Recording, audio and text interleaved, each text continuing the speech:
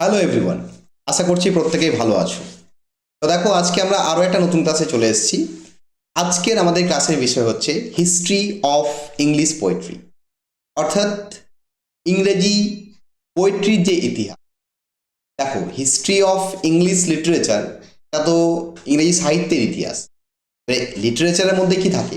Poetry থাকে, drama থাকে, novel থাকে, শর্ট স্টোরি থাকে, এসে থাকে, এই ধরনের আরও অনেক কিছু জনরা যেগুলো আমরা হিস্ট্রি অফ ইংলিশ লিটারেচারের মধ্যে পেয়ে থাকি। তো আজকের আমাদের পার্টিকুলার একটা বিষয় নিয়ে আমরা আলোচনা করব, সেটা হচ্ছে হিস্ট্রি অফ ইংলিশ পোয়েট্রি, অর্থাৎ আমরা পোয়েট্রি সম্পর্কে জানবো, পোয়েট্রির ইতিহাস নিয়ে আমরা আলোচনা করব। তো দেখো, আমরা এই হিস্ট্রি অফ ইংলিশ পোয়েট্রি এই ক্লাসটা বেসিক্যালি যারা ক্যালকাটা ইউনিভার্সিটির আন্ডারে পড়ছো, ক্যালকাটা ইউনিভার্সিটির আন্ডারে ফার্স্ট সেমিস্টার ইংলিশ অনার্স নিয়েছো, তাদের জন্য তো প্রচণ্ড হেল্পফুল হতে চলেছে। এছাড়াও যারা অন্যান্য ইউনিভার্সিটিতেও পড়ছো, তাদেরও কিন্তু এই ক্লাসটা প্রচণ্ড কাজে লাগবে। তো আমরা প্রথমত আজকে পিরিয়ডিক্যাল ডিভিশন বা এজ ডিভিশন এবং যে ফেমাস পোয়েটসগুলো রয়েছে তাদেরকে আমরা জেনে নেব। দেখো, ক্যালকাটা ইউনিভার্সিটির সিলেবাসে রেনেসা পিরিয়ড অর্থাৎ এলিজাবেথান পিরিয়ড থেকে যে পোস্ট মডার্ন পিরিয়ড অবধি সেটা সিলেবাসের মধ্যে ইনক্লুড করা হয়েছে। তো এই ক্লাসে আমরা ওই রেনেসা পিরিয়ড থেকে বা এলিজাবেথান পিরিয়ড থেকে পোস্ট মডার্ন পিরিয়ড অবধি যে সমস্ত ফেমাস পোয়েটসরা রয়েছেন বা যে সমস্ত এজ ডিভিশনগুলো রয়েছে বা পিরিয়ডগুলো রয়েছে, সেগুলো কিন্তু আমরা আজকের ক্লাসে সমস্তটাই ক্লিয়ার করে নেব। তো যারা ক্যালকাটা ইউনিভার্সিটির ফার্স্ট সেমিস্টার ইংলিশ অনার্স নিয়ে ভর্তি হয়েছে, তাদের জন্য তো এই ক্লাসটা প্রচণ্ড হেল্পফুল। এছাড়াও যারা অন্যান্য ইউনিভার্সিটিতে রয়েছে, যাদের হিস্ট্রি অফ ইংলিশ লিটারেচার রয়েছে, তাদেরও কিন্তু এই ক্লাসটা টোটালি কাজে লাগবে। ক্লাসটা যে একবারই বেকার সেরকম কিছু নয়, শুধুমাত্র যে ক্যালকাটা ইউনিভার্সিটির ছেলে মেয়েদেরই কাজে লাগবে আর বাকিদের কাজে লাগবে না সেটা নয়। হিস্ট্রি অফ ইংলিশ লিটারেচার যাদেরই থাকবে তাদেরই এই ক্লাসটা কিন্তু কাজে লাগবে। ওকে, তাহলে ক্যালকাটা ইউনিভার্সিটির সিলেবাসে কি করেছে? এলিজাবেথান পিরিয়ড থেকে পোস্ট মডার্ন পিরিয়ড অবধি দিয়েছে। তো আমরা সেই এলিজাবেথান পিরিয়ড থেকে আলোচনাটা করব। তো দেখো, আমরা এই যে হিস্ট্রি অফ ইংলিশ লিটারেচারের যদি পিরিয়ডিক্যাল ডিভিশনগুলো দেখি, তাহলে প্রথমেই আমরা যে পিরিয়ডটাকে বলছি সেটা হচ্ছে রেনেসা। দেখো, এর আগেও আরও পিরিয়ড আছে। এর আগে ওল্ড ইংলিশ পিরিয়ড আছে, মিডল ইংলিশ পিরিয়ড আছে, এজ অফ চসার আছে, এজ অফ রিভাইভাল আছে, তারপরে কিন্তু রেনেসা। ওকে, তাহলে old English period, middle English period, age of Chaucer, age of revival, তারপরে কিন্তু রেনেসা পিরিয়ড। কিন্তু ক্যালকাটা ইউনিভার্সিটির ফার্স্ট সেমিস্টারের সিলেবাসে যেহেতু এলিজাবেথান পিরিয়ড থেকে সিলেবাসে দিয়েছে, তাই আমরা এই জায়গা থেকেই আলোচনাটা শুরু করছি। আমরা প্রিভিয়াস যে পিরিয়ডগুলো রয়েছে সেগুলো আমরা আলোচনাতে রাখছি না। তো দেখো, প্রথম যে পিরিয়ডটা সেটার নাম হচ্ছে রেনেসা। রেনেসা কথার অর্থ হচ্ছে নবজাগরণ। এই পিরিয়ডটা যদি আমরা ক্রোনোলজিক্যালি দেখি যে টাইম পিরিয়ডটা কতটা, 1550 সাল থেকে 1660, মানে 1550 থেকে 1660, এই যে টাইম পিরিয়ডটা, এই টাইম পিরিয়ডটাকে আমরা রেনেসা পিরিয়ড বলে থাকি। তাহলে এই রেনেসা পিরিয়ডের আন্ডারে দেখো, রেনেসা হচ্ছে মেন পিরিয়ড, এর আন্ডারে 4টে পিরিয়ড রয়েছে, অর্থাৎ 4টে পিরিয়ড নিয়ে আমাদের রেনেসা পিরিয়ড। তো সেই 4টে পিরিয়ড কি? দেখো, 4টে পিরিয়ডের প্রথমেই হচ্ছে এলিজাবেথান পিরিয়ড, যেটা 1558 থেকে 1603 সাল অবধি রয়েছে। তারপর দেখো রয়েছে দ্য জেকোবিয়ান পিরিয়ড, যেটা 1603 থেকে 1625 সাল অবধি রয়েছে। তারপর দেখো রয়েছে দ্য ক্যারোলাইন এজ, যেটা 1625 থেকে 1649 অবধি রয়েছে। লাস্ট যেটা রয়েছে দ্য কমনওয়েলথ পিরিয়ড বা এজ অফ মিল্টন বা পিউরিটান এজ বা একে লেট রেনেসা বলা হচ্ছে, যেটা 1649 থেকে 1660 সাল অবধি রয়েছে। তাহলে এই যে Elizabethan period, Jacobean period, Caroline period এবং কমনওয়েলথ পিরিয়ড, অর্থাৎ এই যে 4টে পিরিয়ড আমরা দেখতে পেলাম, এই 4টে পিরিয়ডের সমন্বয়ে তৈরি হয়েছে আমাদের রেনেসা। অর্থাৎ রেনেসা বা ইংলিশ লিটারেচারে যে নবজাগরণ বা ইংল্যান্ডের যে রেনেসা, সেটা কিন্তু আমরা এলিজাবেথান পিরিয়ড থেকে একবারই কমনওয়েলথ পিরিয়ডের শেষ অবধি বলতে পারি যে এই টাইম পিরিয়ডটা হচ্ছে রেনেসা। ওকে, তাহলে যেহেতু হিস্ট্রি অফ ইংলিশ পোয়েট্রি আমাদের সাবজেক্ট ম্যাটার, তাহলে প্রথমে আমরা এলিজাবেথান পিরিয়ডটাকে দেখে নিই। দেখো, এলিজাবেথান পিরিয়ডে যদি আমরা দেখি, তাহলে এলিজাবেথান পিরিয়ডটা মোটামুটি 1558 থেকে 1603, মানে 1558 সালে রানী প্রথম এলিজাবেথ, তিনি ইংল্যান্ডের রানী হন, কুইন এলিজাবেথ দ্য ফার্স্ট, তার নাম অনুযায়ী এলিজাবেথান পিরিয়ড। তো সেখান থেকে 1603 অবধি এই পিরিয়ডটা চলে, ঠিক আছে? তো সেটা আমরা জানি ভালো করেই। হ্যাঁ, তাহলে কুইন এলিজাবেথ দ্য ফার্স্ট তিনি ইংল্যান্ডের রানী হন 1558-এ এবং তার রাজত্বকাল 1603 অবধি চলে। এই যে সময়টাকে এটাকে এলিজাবেথিয়ান পিরিয়ড বলা হয়। তো মোটামুটি আমরা 1550 থেকে 1603 বা 1558ও বলতে পারো, এটা 1550 জায়গায় 1558ও বলতে পারো, নো প্রবলেম, আর 1550ও বলতে পারো। সেখান থেকে 1603 অবধি যে পিরিয়ডটা রয়েছে তাকে আমরা বলছি যে এলিজাবেথিয়ান পিরিয়ড। তাহলে এই যে এলিজাবেথিয়ান পিরিয়ড, সেই এলিজাবেথিয়ান পিরিয়ডে কারা কারা ইম্পর্টেন্ট পোয়েট ছিলেন বা ফেমাস পোয়েটস কারা ছিলেন? দেখো এখানে আমরা মোটামুটি 9 জনের নাম ধরেছি, অর্থাৎ যারা যারা ফেমাস, যাদের কাছ থেকে তোমাদের বিভিন্ন প্রশ্ন আসবে এক্সাম। তো সেই পোয়েটসগুলো কারা? দেখো আমরা যে যে পোয়েটসগুলোর নাম পাই, প্রথমে পাই স্যার টমাস ওয়াট, তারপর হেনরি হোয়ার্ডকে আর্ল অফ সারেও বলা হয়, তারপর হচ্ছে এডমান্ড স্পেন্সার, তারপরে হচ্ছে আমাদের Philip Sidney, Michael Drayton, next হচ্ছে স্যামুয়েল ড্যানিয়েল, তারপরে আমরা স্যামুয়েল ড্যানিয়েলের পর দেখো ব্যাকেটের মধ্যে সনেটিয়ার্স লেখা আছে, অর্থাৎ এই স্যার টমাস ওয়াট থেকে স্যামুয়েল ড্যানিয়েল অবধি এই যে রাইটারগুলো রয়েছেন এনারা হচ্ছেন সনেটিয়ার্স, অর্থাৎ এনারা সনেট লিখেছিলেন। সনেট মানে 14 লাইনের কবিতা। সনেট নিয়ে আমরা পরবর্তী ক্ষেত্রে আরও ডিটেলে ক্লাস করব। তো বেসিক্যালি সনেট মানে যেগুলো 14 লাইনের কবিতা সেগুলোকে সনেট বলা হয়, 14 লাইনের পোয়েম এবং তার মধ্যে একটা রাইম স্কিম বা ছন্দ থাকে। ওকে, তাহলে এরা হচ্ছে সনেটিয়ার্স। আবার দেখো এখানে জন ডানকেও আমরা পাই। জন ডান কিন্তু আবার মেটাফিজিক্যাল পোয়েট। আবার দেখো আমরা উইলিয়াম শেক্সপিয়ার এবং ক্রিস্টোফার মার্লোকেও পাই, এনারাও পোয়েট। তার সাথে সাথে এনারা কিন্তু ড্রামাটিস্ট অর্থাৎ নাট্যকার, এনারা নাটকও লিখেছে, তার সাথে সাথে এনারা কবিতাও লিখেছেন। ওকে, তাহলে এটা হচ্ছে আমাদের এলিজাবেথিয়ান পিরিয়ড, যেটা 1550 বা 1558 থেকে 1603 অবধি আমরা এই টাইম পিরিয়ডটাকে বলতে পারি। ওকে, নেক্সট হচ্ছে দেখো আমাদের the Jacobean and Caroline age.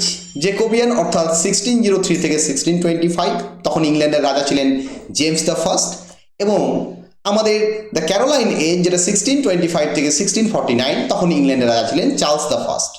ওকে, তাহলে এই যে জেকোবিয়ান এবং ক্যারোবিয়ান যে পিরিয়ডটা রয়েছে এই দুটো পিরিয়ডকে আমরা একসাথেই বলছি। এই পিরিয়ডে কোন কোন ইম্পর্টেন্ট পোয়েট ছিলেন? দেখো এই সময় আমরা দু ধরনের কবিদের দেখতে পাই, কিছু কবি হচ্ছেন মেটাফিজিক্যাল পোয়েটস, আবার কিছু কবি হচ্ছেন ক্যাভেলিয়ার পোয়েটস। তাহলে মেটাফিজিক্যাল পোয়েটস কারা এবং ক্যাভেলিয়ার পোয়েটস কারা সেটা আমরা দেখি।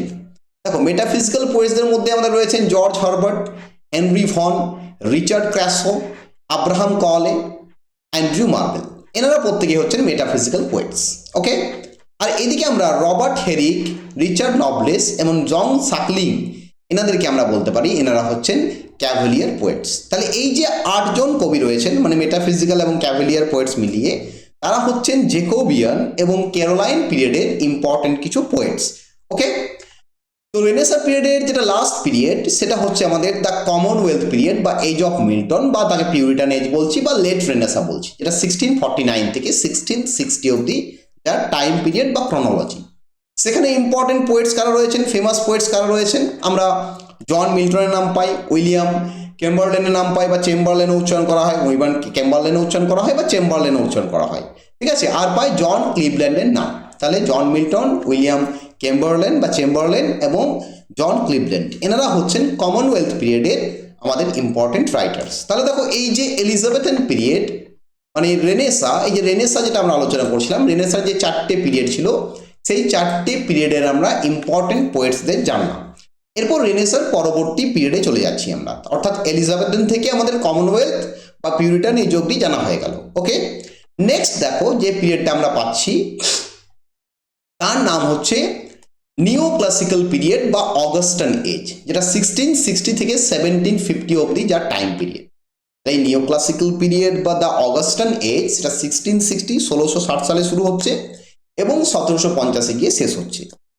এর আন্ডারে দেখো দুটো এজ রয়েছে, অর্থাৎ এই দুটো এজকে মিলিয়ে আমরা বলতে পারি যে টোটালটাই হচ্ছে নিও ক্লাসিক্যাল পিরিয়ড বা অগাস্টান এজ।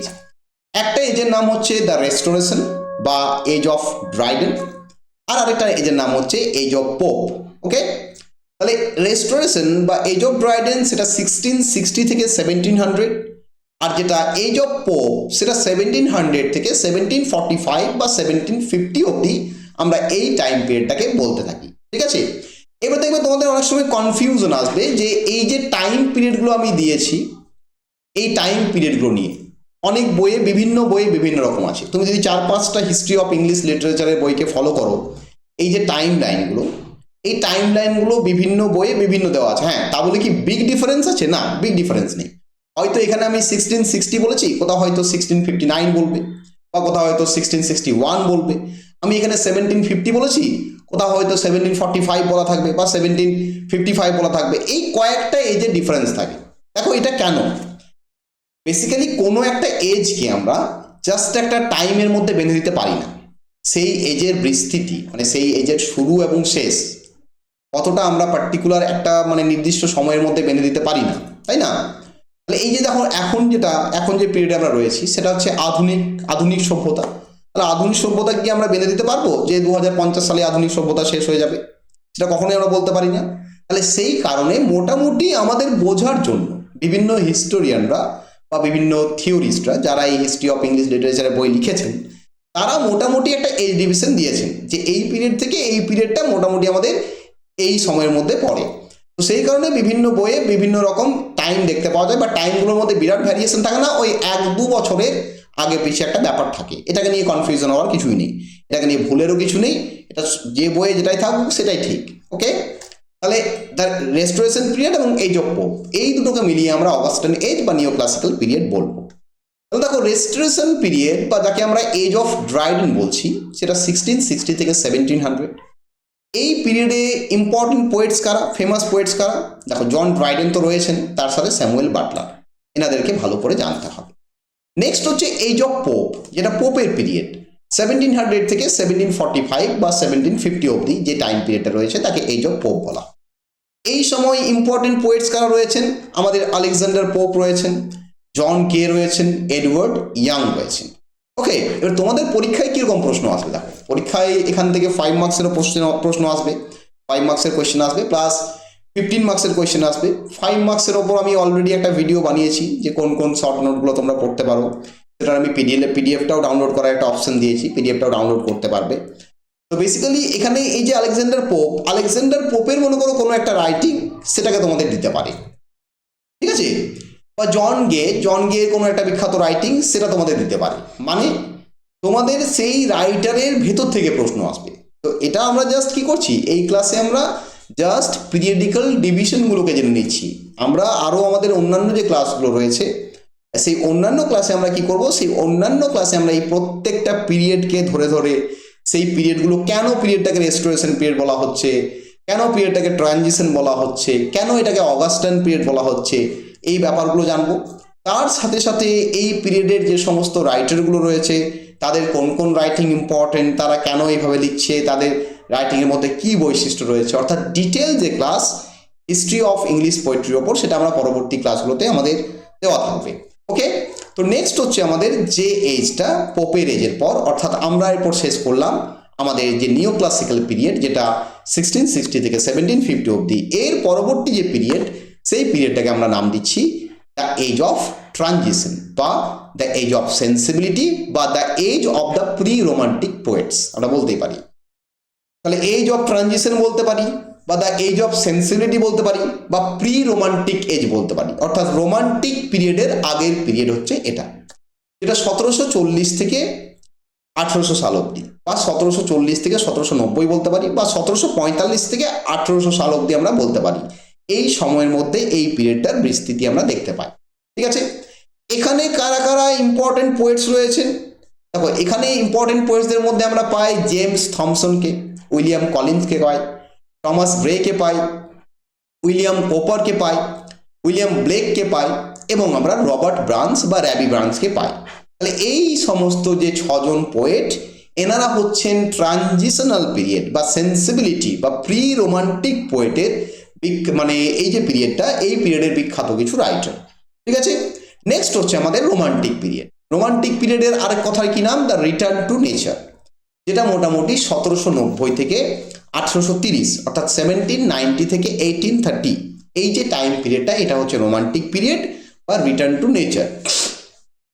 তো এই পিরিয়ডে আমরা কোন কোন ইম্পর্টেন্ট রাইটার পাই, মানে ইম্পর্টেন্ট পোয়েটস পাই? দেখো যেহেতু আমরা হিস্ট্রি অফ ইংলিশ পোয়েট্রি পড়ছি, আমরা total history of English literature কিন্তু পড়ছি না। হিস্ট্রি অফ ইংলিশ লিটারেচারের উপর অলরেডি আমার ক্লাস করা আছে, আমি অলরেডি একটা প্লেলিস্টই বানিয়ে দিয়েছি, সেই প্লে লিস্টে হিস্ট্রি অফ ইংলিশ লিটারেচার নাম দেওয়া আছে এবং সেখানে একবারই টোটাল হিস্ট্রি অফ ইংলিশ লিটারেচারের সমস্ত ক্লাস দেওয়া আছে। বাট যেহেতু ক্যালকাটা ইউনিভার্সিটির সিলেবাসে total history of English literature দেয়নি, ক্যালকাটা ইউনিভার্সিটির সিলেবাসে only history of English poetry দিয়েছে, তাই আমি এখানে only history of English poetry এবং পোয়েটসগুলোকে আলোচনা করছি। এখানে কিন্তু আমি prose writers, novelist, short story writers, dramatist এই সমস্তদের আলোচনা করছি না। হিস্ট্রি অফ ইংলিশ লিটারেচার ডিটেলে জানতে চাও তাহলে আমার এই চ্যানেলের মধ্যে যে প্লেলিস্ট করা আছে হিস্ট্রি অফ ইংলিশ লিটারেচারে, সেটা ডিটেলে দেখে নিতে পারো। সেখানে একবারই শুরু থেকে করা আছে, অর্থাৎ ওল্ড ইংলিশ থেকে একবারই পোস্ট মডার্ন পিরিয়ড অবধি। বাট এখানে আমরা only history of English poetry আলোচনা করছি, যেটা আমাদের এলিজাবেথান পিরিয়ড থেকে শুরু করে পোস্ট মডার্ন পিরিয়ড অবধি দেওয়া রয়েছে, অর্থাৎ যেটা ক্যালকাটা ইউনিভার্সিটির ফার্স্ট সেমিস্টার ইংলিশ অনার্সের সিলেবাসে রয়েছে সেইটুকুই। ঠিক আছে, তাহলে রোমান্টিক পিরিয়ডের ফেমাস পোয়েটস কারা? দেখো, ফেমাস পোয়েটসদের আমরা নাম লিখেছি, এছাড়াও কিন্তু আরও কিছু মাইনর পোয়েট থাকতেই পারে। এই মাইনর পোয়েটদের কিন্তু আমরা নাম লিখিনি। তখন আমরা ডিটেল ক্লাস করব প্রত্যেকটা মানে পিরিয়ডকে ধরে ধরে। হিস্ট্রি অফ ইংলিশ পোয়েট্রি যে প্রত্যেকটা পিরিয়ডকে ধরে ধরে যখন ডিটেল ক্লাসগুলো করা হবে, সেই ডিটেল ক্লাসে কিন্তু এই ফেমাস পোয়েটদের সাথেও আমরা যারা লেস ইম্পর্টেন্ট পোয়েটস তাদেরকেও আলোচনা করব। তাহলে উইলিয়াম ওয়ার্ডসওয়ার্থ হচ্ছেন প্রথম, নেক্সট হচ্ছেন এস.টি. কোলরিজ, 3 নম্বর হচ্ছে লর্ড বায়রন, 4 নম্বর পি.বি. শেলি এবং 5 নম্বর হচ্ছে জন কিটস। এনারা হচ্ছেন ফেমাস কিছু রোমান্টিক পোয়েটস। ওকে, আচ্ছা, নেক্সট আমাদের হচ্ছে ভিক্টোরিয়ান পিরিয়ড। ভিক্টোরিয়ান পিরিয়ড মোটামুটি 1830 থেকে 1901 অবধি এই যে টাইমটা, এই টাইমটাকে আমরা ভিক্টোরিয়ান পিরিয়ড বলতে পারি। আবার কিছু কিছু বই দেখবে তুমি এটা 1830 থেকে 1890 অবধি দেওয়া আছে। বাট কুইন ভিক্টোরিয়া যদি আমরা রাজত্বকাল দেখি, কুইন ভিক্টোরিয়ার নাম অনুযায়ী ভিক্টোরিয়ান পিরিয়ড হয়েছে। কুইন ভিক্টোরিয়া 1830 থেকে 1901 অবধি ইংল্যান্ডের রানী ছিলেন, তার নাম অনুযায়ী পিরিয়ডটাকে ভিক্টোরিয়ান পিরিয়ড বলা হয়। ওকে, তাহলে ভিক্টোরিয়ান পিরিয়ডের মধ্যে কোন কোন ইম্পর্টেন্ট পোয়েটস রয়েছেন, ফেমাস পোয়েটস রয়েছেন? দেখো, আমরা অ্যালফ্রেড লর্ড টেনিসনকে পাই, রবার্ট ব্রাউনিংকে পাই, ম্যাথিউ আর্নল্ডকে পাই, এলিজাবেথ ব্যারেট ব্রাউনিং বা ইবি ব্রাউনিংকে পাই, ডিজি রসেটিকে পাই আর সিজি রসেটিকে পাই। তাহলে এনারা হচ্ছেন আমাদের ইম্পর্টেন্ট কিছু পোয়েটস ভিক্টোরিয়ান পিরিয়ডে। নেক্সট হচ্ছে আমাদের মডার্ন পিরিয়ড। মডার্ন পিরিয়ড অর্থাৎ 1890 বা 1901 থেকে 1945 অবধি। 1890 থেকেও আমরা বলতে পারি মডার্ন পিরিয়ড, কারণ মডার্ন পিরিয়ডের যে বৈশিষ্ট্যগুলো, দেখো প্রত্যেকটা পিরিয়ডের কিছু আলাদা আলাদা বৈশিষ্ট্য আছে। সেই বৈশিষ্ট্যগুলো মোটামুটি আমরা 1890 সাল থেকেই দেখতে পাই। সেই কারণে আমরা এটাকে মডার্ন পিরিয়ড বলতে শুরু করে দিই, 1890 থেকেই মডার্ন পিরিয়ড বলতে শুরু করে দিই। তাহলে 1890 থেকে 1945 এই যে পিরিয়ডটা, এটাকে বলা হচ্ছে মডার্ন পিরিয়ড। তাহলে মডার্ন পিরিয়ডের মধ্যে দুটো কিন্তু পিরিয়ড রয়েছে, অর্থাৎ দুটো পিরিয়ডকে মিলিয়ে আমরা সেটাকে মডার্ন পিরিয়ড বলছি। একটা হচ্ছে দ্য এডওয়ার্ডিয়ান পিরিয়ড বা যাকে লেট ভিক্টোরিয়ান পিরিয়ড বলা হচ্ছে, কারণ আমি আগেই দেখালাম তোমাদের যে ভিক্টোরিয়ান পিরিয়ড 1901-এ শেষ হচ্ছে, তাই না? তাহলে প্রথম পিরিয়ডটাকে বলা হচ্ছে দ্য এডওয়ার্ডিয়ান পিরিয়ড বা হচ্ছে লেট ভিক্টোরিয়ান পিরিয়ড, বা এটাকে আমরা কি বলতে পারি, আমরা আর্লি মডার্ন পিরিয়ড বলতে পারি। এটাকে আমরা আর্লি মডার্ন পিরিয়ড বলতে পারি। সেটা হচ্ছে 1890 থেকে 1914 সাল অবধি। আর আরেকটা হচ্ছে দ্য ইন্টার ওয়ার ইয়ার্স, মানে যুদ্ধের মধ্যবর্তী সময়। দেখো, 1914 থেকে 1919 সাল, 1914 থেকে 1919 এটা হচ্ছে ওয়ার্ল্ড ওয়ার দ্য ফার্স্ট, প্রথম বিশ্বযুদ্ধ। আবার 1939 থেকে 1945 এটা হচ্ছে দ্বিতীয় বিশ্বযুদ্ধ, অর্থাৎ সেকেন্ড ওয়ার্ল্ড ওয়ার। তাহলে এই দুটো বিশ্বযুদ্ধের মধ্যের সময়, মানে মাঝামাঝি সময়, সেই কারণে এই পিরিয়ডটার নাম হচ্ছে দ্য ইন্টার ওয়ার ইয়ার্স, যেটা 1914 থেকে 1945 অবধি। বা এটাকে আমরা লেট মডার্ন পিরিয়ডও বলতে পারি, যেমন আগেরটা ছিল আর্লি মডার্ন পিরিয়ড, এটাকে আমরা লেট মডার্ন পিরিয়ড বলতে পারি। তাহলে এই এডওয়ার্ডিয়ান পিরিয়ড এবং ইন্টার ওয়ারিয়ার্স এই দুটোকে মিলিয়ে আমাদের তৈরি হচ্ছে মডার্ন পিরিয়ড। ওকে, তাহলে প্রথমত যেটা এডওয়ার্ডিয়ান পিরিয়ডের মধ্যে আমরা দেখিনি কোন কোন পোয়েটস রয়েছেন। দেখো, ডব্লিউ.বি. ইয়েটস রয়েছেন, রবার্ট ব্রিজেস রয়েছেন, জন ম্যাসফিল্ড রয়েছেন আর ওয়াল্টার ডে লা মেয়ার রয়েছেন। এনারা হচ্ছেন এডওয়ার্ডিয়ান পিরিয়ডের কিছু ফেমাস পোয়েটস। ওকে, নেক্সট হচ্ছে ইন্টার ওয়ারিয়ার্স, যাকে আমরা লেট মডার্ন পিরিয়ড বলছি, 1914 থেকে 1945। সেখানে কোন কোন পোয়েটস রয়েছেন? সেখানে রয়েছেন G M. Hopkins, T S. Eliot, W H. Auden, Ezra Pound, Wilfred Owen এবং সিগফ্রিড সাসুন রয়েছে। আবার দেখো, এদের মধ্যে এই যে উইলফ্রেড ওয়েন এবং সিগফ্রিড সাসুন, এনারা কিন্তু আবার ওয়ার পোয়েটস, এনাদেরকে আবার ওয়ার পোয়েটস বলা হয়, WAR, war poets, POETS। War poets মানে যারা যুদ্ধ নিয়ে লিখেছেন, অর্থাৎ যুদ্ধকে যারা ক্রিটিসাইজ করেছেন, যুদ্ধের যে ভয়াবহতা যুদ্ধের যে পিটি, যুদ্ধের যে ডিস্ট্রাকশন, যুদ্ধের যে ফিউটিলিটি, সেটাকে যে সমস্ত কবিরা দেখিয়েছেন তাদেরকে ওয়ার পোয়েটস বলা হয়। তাহলে আমাদের উইলফ্রেড ওয়েন, সিগফ্রিড সেসুন, এনাদেরকে আমরা ওয়ার পোয়েটসের ক্যাটাগরিতে ফেলতে পারি। ওকে, তাহলে ইন্টার ওয়ারিয়ার্স বা এটা হচ্ছে লেট মডার্ন পিরিয়ড। তাহলে আমাদের মডার্ন পিরিয়ডটা হয়ে গেল। এবারে মডার্ন পিরিয়ডের পর আমাদের যে পিরিয়ডটা রয়েছে অর্থাৎ হিস্ট্রি অফ ইংলিশ পোয়েট্রি, যেটা লাস্ট পিরিয়ড, সেটা হচ্ছে পোস্ট মডার্ন এরা। পোস্ট মডার্ন এরা বলতে আমরা কোনটাকে বলবো, যেটা 1945 থেকে এখনকার যে টাইম পিরিয়ডটা রয়েছে সেটাকে আমরা পোস্ট মডার্ন এরা বলতে পারছি। ওকে, দেখো এই পোস্ট মডার্ন এরাতে ইম্পর্টেন্ট পোয়েটস আমরা দুজনের নাম বলবো, ডিলান থমাসকে বলবো, সিলভিয়া প্ল্যাথকে বলবো। এছাড়াও সেমাস হেনি আছে, সেমাস হেনির নামটাও আমি উল্লেখ করে দিচ্ছি। সেমাস হেনি বলে একজন লোক আছে, একজন পোয়েটস আছেন এই আমাদের মডার্ন পিরিয়ডের, পোস্ট মডার্ন পিরিয়ডের। তো তাছাড়াও আরো কিছু মাইনর পোয়েটস আছে যেগুলো আমরা ডিটেল ক্লাসে আলোচনা করব। এখানে আমি তোমাদের কি করলাম, প্রত্যেকটা পিরিয়ডকে অর্থাৎ হিস্ট্রি অফ ইংলিশ পোয়েট্রি এই যে সিলেবাসটা তোমাদের দেওয়া হয়েছে সেই সিলেবাসের প্রত্যেকটা পোয়েটকে আমি আলোচনা করে দিলাম এবং প্রত্যেকটা পিরিয়ডকে আমি ভেঙে দিলাম, অর্থাৎ পিরিয়ডিক্যাল ডিভিশনগুলো তোমাদের আমি করে দিলাম। এটা তোমাদের কি হবে, সুবিধা হবে। তোমরা যখন হিস্ট্রি অফ ইংলিশ পোয়েট্রি পড়বে, যদি পিরিয়ডিক্যাল ডিভিশনটা ক্লিয়ার হয়ে যায় তাহলে দেখবে পড়তে খুব সুবিধা হবে, এবং কোন পিরিয়ডে কোন পোয়েট রয়েছেন এই জিনিসটা যদি বুঝতে পেরে যাও তাহলে যখন পড়বে ডিটেলে, ইন ডিটেলে যখন পড়বে হিস্ট্রি অফ ইংলিশ পোয়েট্রি, তখন কিন্তু তোমাদের সুবিধা হবে। ওকে, তোমরা যারা আমার ক্যালকাটা ইউনিভার্সিটির একটা অনলাইন পেড কোর্স আছে, অর্থাৎ এটা অনলাইন রেকর্ডেড কোর্স, এখানে লাইভ কোনো ক্লাস হবে না, অর্থাৎ রেকর্ডেড ভিডিও পেয়ে যাবে এবং তার সাথে পিডিএফ নোটস পেয়ে যাবে, পিডিএফ আকারে সমস্ত নোটস পেয়ে যাবে। সেটা 15 মার্কস হতে পারে, 5 মার্কস হতে পারে, স্টাডি মেটেরিয়াল, তারপর এই যে যেটা ক্লাস নোট, যেটা ক্লাসে প্রেজেন্ট করছি সেই নোটসটাও পেয়ে যাবে। সেই কোর্সটা যদি জয়েন করতে চাও, সেই কোর্সটা জয়েন করতে চাইলে তোমরা আমার সাথে হোয়াটসঅ্যাপে কন্ট্যাক্ট করবে। হোয়াটসঅ্যাপে কন্ট্যাক্ট করলে আমি ডিটেলে বলে দেবো। তাছাড়াও আমি এই ভিডিও ডেসক্রিপশন বক্সে একটা ভিডিওর লিঙ্ক দিয়ে দিচ্ছি, সেই ভিডিও দেখবে, সেই ভিডিও দেখলেও কিন্তু তোমরা কোর্সটা সম্পর্কে টোটালি জানতে পারবে। সেই কোর্সে তোমরা সমস্ত ক্লাস, তোমাদের যে first semester English honours paper, অর্থাৎ যেটা তোমাদের অনার্স পেপার অনলি, যেটা মেজর পেপার, সেই মেজর পেপারের সমস্ত ক্লাস পেয়ে যাবে। ক্লাসগুলো রেকর্ডেড আকারে পাবে, অর্থাৎ রেকর্ডেড ভিডিও, সেগুলো লাইভ ক্লাস নয়। আর তার সাথে তোমরা পিডিএফ নোটস পেয়ে যাবে, 5 মার্কসের নোটস পেয়ে যাবে, 15 মার্কসের নোটস পেয়ে যাবে, তার সাথে এক্সাম সাজেশন পেয়ে যাবে, তার সাথে এই যে ক্লাস প্রেজেন্টেশন যেটা করছি তারও পিডিএফ পেয়ে যাবে। তো সেটা যারা জয়েন করতে চাও, সেটা খুবই কম প্রাইসটা অনলি 1200, 1200 টাকা, অনলি 1200 টাকায় তোমার টোটাল ফার্স্ট সেমিস্টার ইংলিশ অনার্সের কোর্সটা হয়ে যাচ্ছে। তো তোমরা আমার সাথে হোয়াটসঅ্যাপে কন্ট্যাক্ট করতে পারো। তাছাড়া তোমরা এই ভিডিও ডেসক্রিপশন বক্সে খেয়াল রাখবে, সেখানে আমি ভিডিওটা আপলোড করে দেবো, যে ভিডিওতে ডিটেলে বলা আছে সেটা দেখে নিতে পারো। ঠিক আছে, অর্থাৎ ডেসক্রিপশন বক্সটা ভালো করে ফলো করো, সেখানে কিন্তু অনেক ইনফরমেশন দেওয়া থাকবে, আরও অন্যান্য অনেক ক্লাসের কথা বলা থাকবে, আরও অন্যান্য অনেক ইনফরমেশন দেওয়া থাকবে। তো আজকে ক্লাসটা এখানেই শেষ করছি। আশা করছি তোমরা বুঝতে পেরেছো। যদি কিছু প্রবলেম থাকে, যদি কোনো জায়গা বুঝতে অসুবিধা হয়ে থাকে, তাহলে সেটা কিন্তু এই ভিডিওতে কমেন্ট করে জানাবে। কমেন্ট করে জানালে আমি চেষ্টা করব যতটা তাড়াতাড়ি সম্ভব সেটার উপর তোমাদের একটা ভিডিও করে সেটাকে ক্লিয়ার করে দেওয়ার। সবাই ভালো থেকো, সবাই হেলদি থেকো, স্যানিটাইজ থেকো। God is always with you.